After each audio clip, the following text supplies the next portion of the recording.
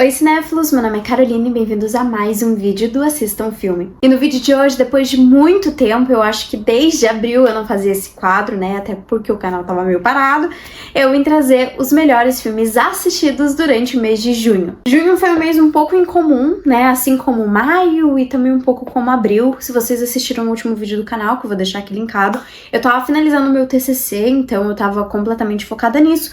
E o meu TCC era justamente sobre os filmes indicados ao Oscar. Então, todos os filmes que eu assisti durante o mês foram justamente indicados ao Oscar, né?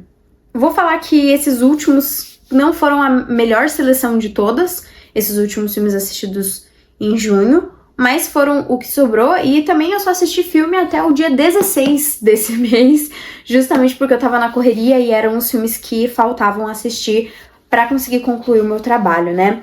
Mas bom, sem mais delongas, vamos então ao vídeo. E em quinto lugar fica o filme Os Eleitos. Esse é um filme com uma premissa que eu achei bem interessante, que fala justamente sobre a corrida espacial, em particular as aventuras de diversos astronautas e militares selecionados para fazer parte do projeto dos Estados Unidos para conseguir mandar um homem para o espaço e todos os avanços que cada um desses astronautas conseguiram. Assim, o que eu sinto que foi a coisa que mais me prejudicou enquanto eu tava assistindo esse filme. Eu sinto que, assim como grande parte dos filmes sobre o espaço, que ele é um filme que deve ser visto no cinema, assim, ele foi produzido pra ter essa experiência cinematográfica, e como eu assisti na minha casa, assim, obviamente o filme foi lançado em 83, se não me engano, não tinha como ter essa experiência, né, e foi algo que eu sinto que prejudicou bastante, porque tira um pouco do épico da história, né. E por falar em épico, ele é um filme com mais de 3 horas de duração, então isso também sinto que é algo que prejudica um pouco ele. Mas fora isso, é um filme muito interessante por mostrar uma história que a gente nem sempre acaba conhecendo, né? Que são justamente as várias mãos que fizeram parte desse projeto para mandar o homem para a Lua, para o espaço, enfim, e as pequenas conquistas que eles foram conseguindo e principalmente os riscos. Eu sinto que essa parte dos riscos a gente sente bastante por conta das personagens femininas, né? As esposas desses astronautas que são obrigadas a ficar esperando, né? Tem até uma cena bem no comecinho do filme que elas acabam conversando assim, falando que as pessoas não sabem o quanto que elas sofrem, tendo que esperar, não sabendo se o marido delas vai ou não voltar para casa, se elas vão ter que ou não cuidar das crianças como mãe solo, né? E realmente todo esse estresse que elas passam. Isso eu achei bem interessante, né? E além de mostrar os sucessos dessas missões, ele também mostra os fracassos, né? Um dos astronautas, inclusive, tem uma missão que é um completo fracasso, assim, e até mostrar a sensação que eles sentem dentro das cabines para voar, né, dentro dos foguetes, que é um lugar extremamente claustrofóbico, que eles ficam ali apertados, deitados, todos presos, assim, e só de assistir você já sente uma sensação ruim, assim, né, uma claustrofobia mesmo de estar no lugar daqueles astronautas, né, então acho que ele ganha muito por trazer essas temáticas diferentes. Acho que quem gosta desse tipo de filme, né, assim como Gravidade, Interestelar, Apollo 13, né, principalmente Apollo 13, tá, esse filme aqui é uma boa indicação, porque ele mostra todo o treinamento, né, e também mostra as missões. E é legal que durante o treinamento o filme dá um leve espaço para não ser somente um drama, né? Ele mostra aqueles astronautas se divertindo, assim, o que de certa forma humaniza todos eles, né? E deixa tudo mais realista, assim. Então foi um filme divertido de se assistir, foi um filme que acaba sendo importante por ser uma grande jornada de se acompanhar, né? Um filme de mais de 3 horas de duração. Não me apaixonei completamente como eu achei que eu iria, mas ainda assim é um filme interessante. Em quarto lugar fica o filme Hope and Glory. Esse filme me lembrou muito A Vida é Bela ou principalmente Jojo Rabbit, que é um filme que traz a história da Segunda Guerra Mundial contada através dos olhos de uma criança, cujo pai tem que ir pra guerra e ele acaba ficando ali, é uma criança britânica, e eles ficam ali com a mãe, com a irmã, e meio que vai contando ali dos dias dele e o fascínio que ele acaba tendo com a guerra, né? Por ele ser uma criança, ele vê tudo aquilo como um momento cheio de aventuras, né? Até porque a mãe não consegue dar conta de cuidar de todos os filhos, né, com a máxima atenção. Então ele fica muito livre, assim, né? E mostra eles vendo a guerra com aquela visão de criança, né? Eles ficam meio deslumbrados, assim, com tudo que tá acontecendo. E tem cenas muito engraçadas por conta disso, assim. Acho que é um filme que ele acaba mostrando um lado diferente, assim, né? Filme de guerra é sempre muito complicado, porque ele tem muitos que já foram feitos, né? Isso eu falo não só da Segunda Guerra Mundial, como também da Primeira, como da Guerra do Vietnã, então eu acho que sempre é um pouco difícil de você trazer um ponto de vista que ainda não tenha sido contado. E aqui eu acho que dá muito certo porque ele traz um filme que mistura bastante do drama, né, de você estar no meio da guerra, porque tem sim cenas que chegam a ser muito assustadoras, como bombardeios, né, essa questão do pai da criança ter que sair, mas ele também é um filme recheado de comédia, porque a criança não entende as consequências ali daquele momento, né, o que é realmente que eles estão passando, então ele vê tudo isso como um momento mágico, cheio de brincadeira. Enfim, é um filme muito legal de você acompanhar a família e o que eles têm que fazer pra conseguir passar durante esse período, né? E acho que vale muito a pena e sinto eu que deve ter servido muito de inspiração pra Jojo Rabbit, por exemplo, por ter temáticas meio similares, né? Mas aqui acompanhando um menino que vivia ali na Inglaterra. Em terceiro lugar ficou o filme Gangues de Nova York. Eu admito que antes de assistir o filme eu achei que eu ia gostar muito mais dele.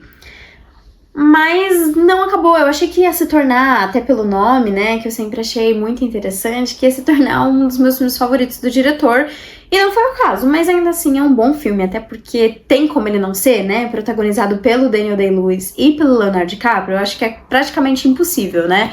É um filme muito interessante que mostra sobre como Nova York, uma cidade que hoje em dia é mostrada como tão moderna, né, e tão cheia de novidade, né, foi criada, foi feita, foi fundada com muita violência, né, onde tinham gangues de pessoas imigrantes, né, e pessoas americanas, né, nascidas e criadas ali, que batalhavam com esses imigrantes e que praticamente eram extremamente contra a vinda desses imigrantes, né? Acho que é um filme que, mesmo lançado em 2002 e trazendo uma história tão antiga, é quase impossível a gente não relacionar os eventos do filme com as coisas que estão acontecendo recentemente, né? Até pelas falas dos personagens aqui, né? Tem um momento que você vê um barco de imigrantes chegando, assim, né? Em busca desse sonho americano, né? Que foi propagandeado ali pra eles. E você vê esses americanos falando pra eles, voltem pro seu país, vocês não têm que estar aqui. E, enfim, acho que é um filme que consegue se manter atual, mesmo trazendo uma história antiga e mesmo sendo lançado em 2002, né? E por ser um filme do Martin Scorsese, acho que os grandes destaques são os momentos mais cheios de ação, né? Que são muito interessantes.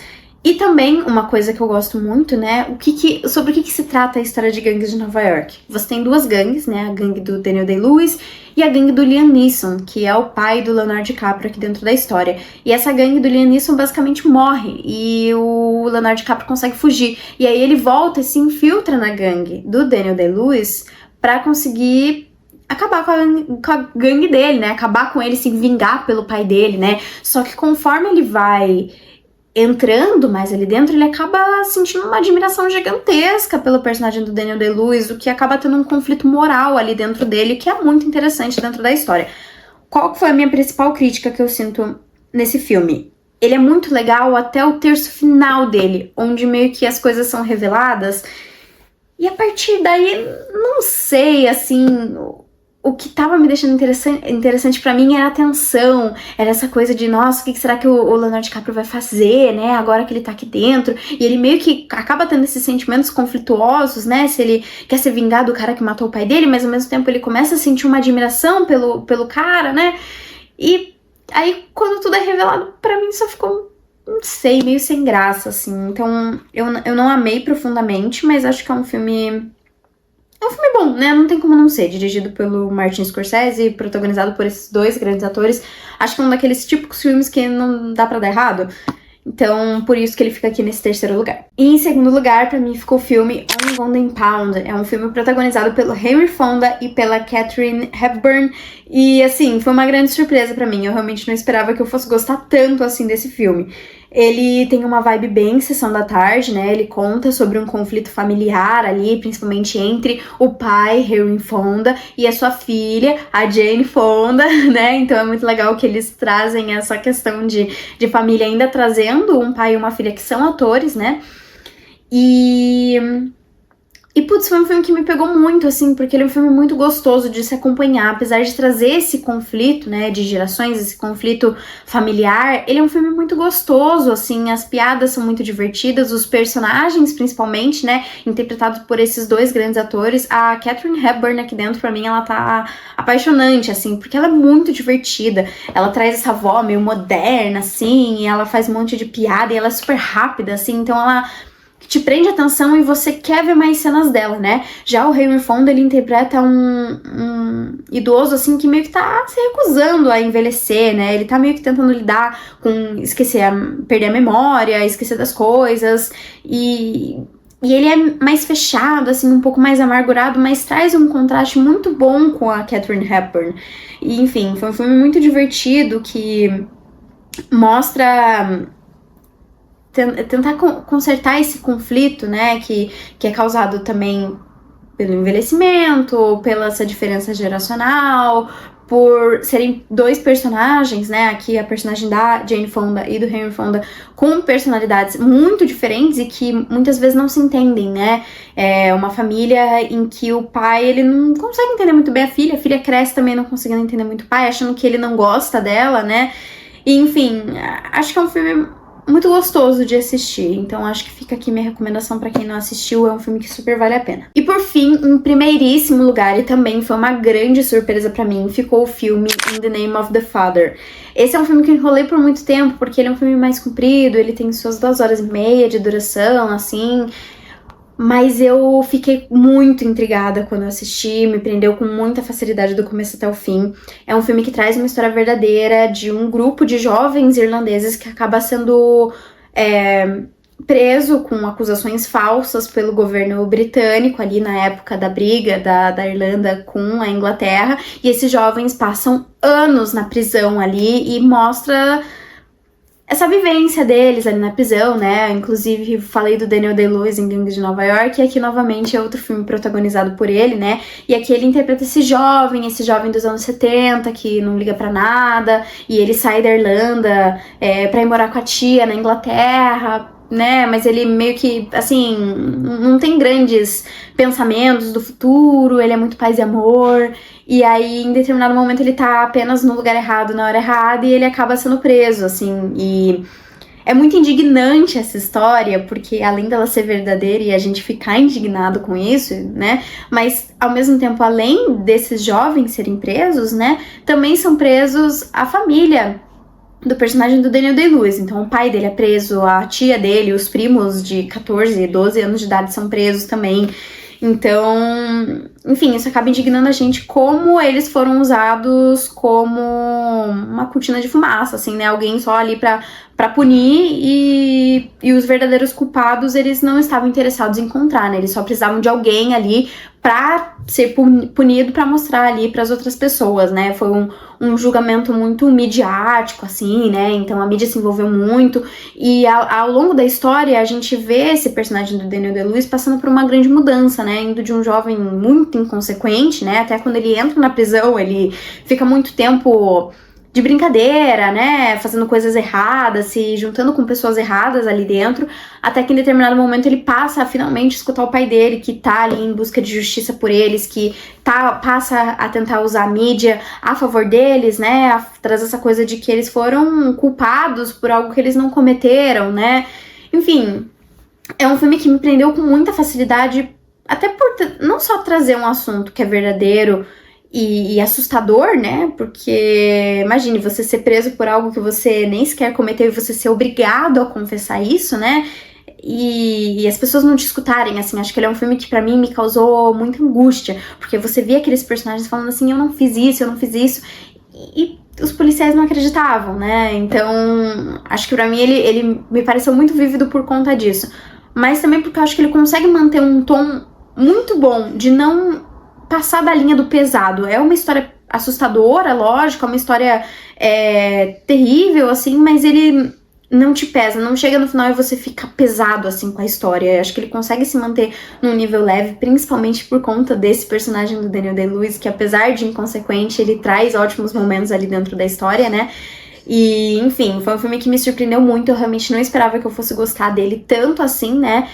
E arrisco dizer que sinto que histórias de prisão no geral são algo que o Oscar se interessa bastante, assim, essa já não é a primeira, né, a gente vê várias outras, como até o próprio Um Sonho de Liberdade, ou até mesmo Chicago, em um gênero diferente, mas que traz essa coisa da vivência na cadeia, né. Mas acho que esse aqui é um filme diferente desses outros, né, os outros também são excelentes, mas esse aqui... eu acho que ele se destacou pra mim, porque eu realmente não tava esperando gostar tanto dele. Eu achei que ele seria muito parecido com O Sonho de Liberdade, né? Até por essa coisa de ele cometeu, ele não cometeu esse crime, né? Mas enfim, foi um filme muito bom que eu fortemente recomendo. Mas então foi isso, pessoal. Se você gostou do vídeo, não esquece de curtir, compartilhar e comentar o que você achou da minha lista. E também dizer aqui nos comentários quais foram os melhores filmes que vocês assistiram em junho. Então foi isso e até o próximo vídeo.